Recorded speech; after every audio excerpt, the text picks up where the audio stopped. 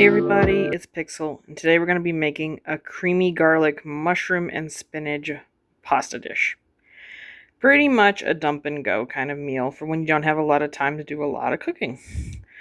But for that we're going to need 2 packages of 8 ounces of mushrooms sliced, about 3 or 4 sprigs of thyme, a package of baby spinach, a package of pasta of your choosing. I'm choosing fun little snowflake pasta because, it's the holidays, why not? About a half of a red onion, a package of Philadelphia cream cheese, about a teaspoon of salt and pepper, about a tablespoon chopped up of parsley, and 3 small cloves of garlic or one of the elephant garlics, which I couldn't find. Well, this isn't going to be hard at all, so you know the drill, let's go. And we're going to start by getting our 9x11 baking dish, putting our mushrooms in a single layer over the bottom, and then dumping our onions in. You can spread those around a little more evenly.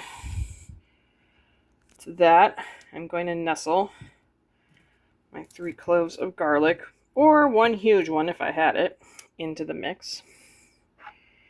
Going to be sprinkling our herbs over it. Last but not least, putting our salt and pepper over it. Don't have to use it all, just start off with enough to get it going.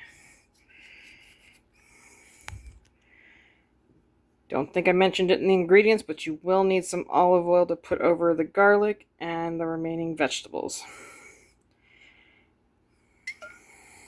And for that, we're going to be setting our oven at 350, and it's going to go into roast slowly for the next 35 to 40 minutes. Okay, our vegetables are all cooked, and I've already taken the liberty of removing our garlic cloves and mashing them up like so. Next step is going to be to put our cream cheese pieces in, and our garlic, and our pasta,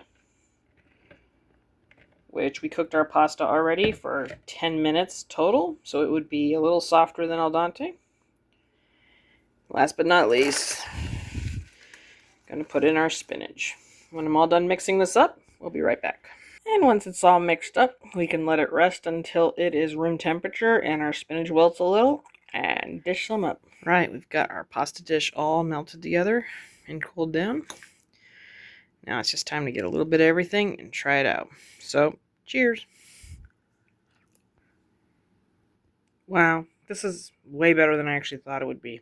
I was also worried we were going to taste a lot of garlic, but it really didn't end up being that much because once it's roasted, some of that sharp garlic flavor goes away. And then, of course, everything just helps mellow that out. And this is really good. I think it would be good with some fresh Parmesan in it or on it. Yeah, I know, I gotta take another bite. It's amazing.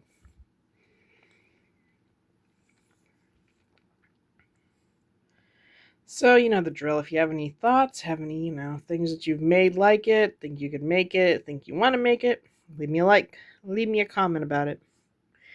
I'm gonna go finish this before I eat it all on camera. Bye!